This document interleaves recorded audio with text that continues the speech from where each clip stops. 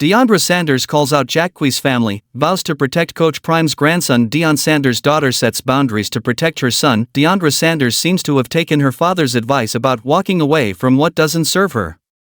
The daughter of Coach Prime, who was in a relationship with R&B recording artist Jacquees, has wiped him off social media and dropped a message for his family. "It's really sad to see family choose to not spend time with their grandson or nephew based off the hate for their mother," Sanders wrote on X, formerly Twitter. "I'm so thankful for the family I have.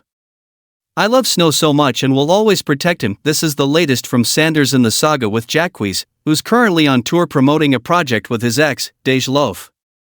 The tension between the two reached a boiling point when the singer began working with the rapper on their new album. Deandra felt disrespected by the duo, especially when she allegedly kept away supporting the project in the studio. On a recent episode of Way Up with Angela Yee, she expressed her hurt, saying, "Stop asking me why I'm not around. I'm not allowed to be around them."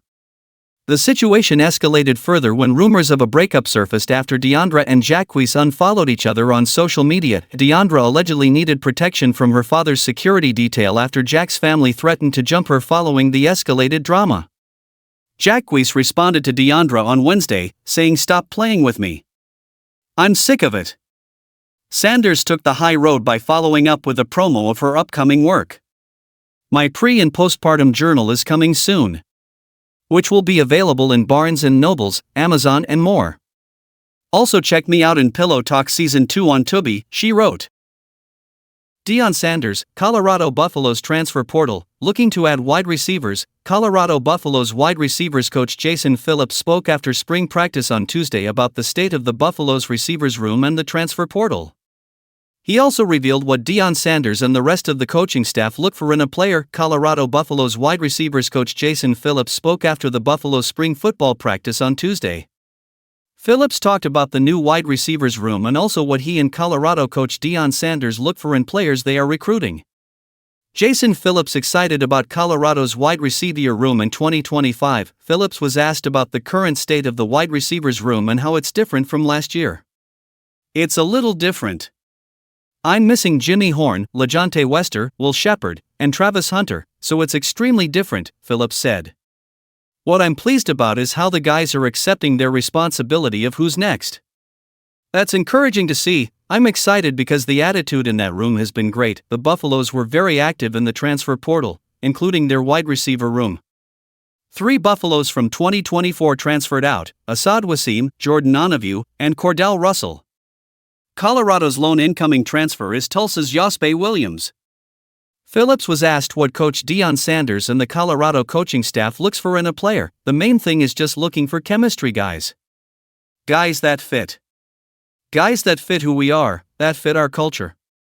I think the biggest message we've tried to convey to everyone that comes here on a visit is, this is a different place. Expectations here are high," Phillips said. "This is not a developmental place. You have to have the right mindset in order to come in here and be counted on. That's what we're looking for besides talent." Phillips was also asked if they are still looking in the portal for players. He answered with a laugh and a smile. "We're always looking, because we got to keep pressure on these guys. The way the portal works, the way things are, they're looking. So we have to continue to look too," Phillips said. New look Colorado Buffaloes receiving core. The Colorado Buffaloes will be without their top 4 leading receivers from a season ago. Former Colorado receivers Travis Hunter, LeJohntay Wester, Will Shepard, and Jimmy Horn Jr. are all entering the 2025 NFL Draft. These 4 combined for 3,251 receiving yards and 32 receiving touchdowns in 2024. There will be some big shoes to fill for this 2025 Buffaloes receiving core. Colorado's top returning wideouts are Draylon Miller and Amarian Miller. These two combined for 493 yards and 4 touchdowns in 2024. Draylon will be entering his sophomore season while Amarian will be entering his junior season. The Buffalo's 2 top recruits from the class of 2025 at the wide receiver position are 4-star Adrian Wilson and 4-star Quannell X Farrakhan Jr. They will need to play decently sized role as freshmen if Colorado wants their passing attack to be a threat next season. Throwing the ball to these playmakers will be incoming Liberty Flames transfer quarterback, Kaidon Salter. Salter is more of a dual-threat quarterback who has been known to make plays with his legs.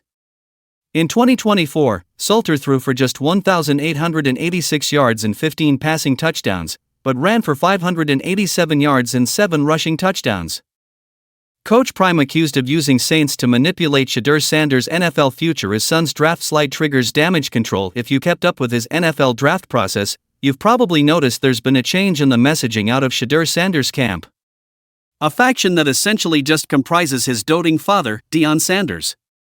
At the outset of this process, Deion appeared more assertive, more in command. He was firm in his stance that he'd guide Shadur to a franchise they liked. This is similar to how John Elway and, more recently, Eli Manning were maneuvered away from certain dumpster fires and hand-picked a spot that was conducive to their success. But as time has passed, reality has crept up on the Sanders clan. Shadur's stock has steadily declined and brought about a change in tune from Deion. A new wrinkle in this saga, at the crux of which is a battle of leverage for Shadur versus leverage for his suitors, has just surfaced. One side thinks it's Deion potentially panicking. But is he just being shrewd? Shadur Sanders, and by extension Prime, initially projected a bullish demeanor around the New York Giants. Almost as if they were privy to the Giants being dead certain of drafting him 3rd overall. Well, that doesn't seem to be on the cards after their moves in free agency. With no other QB-needy franchises drafting before them, Shadur appears to have slid till at least number 9 in the Saints. Deandra Sanders saw what's coming and has begun flirting with the Saints. A franchise he probably put in the dumpster fire category not long ago.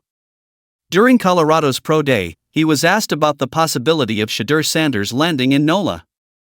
"I like their colors, I like the city, I like the food, I like the people, I like the possibility."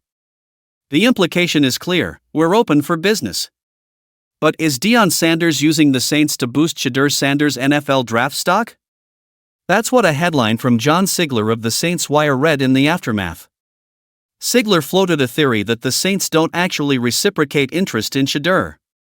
It's merely Deandra Sanders manufactured and then fanning the flames of this mirage.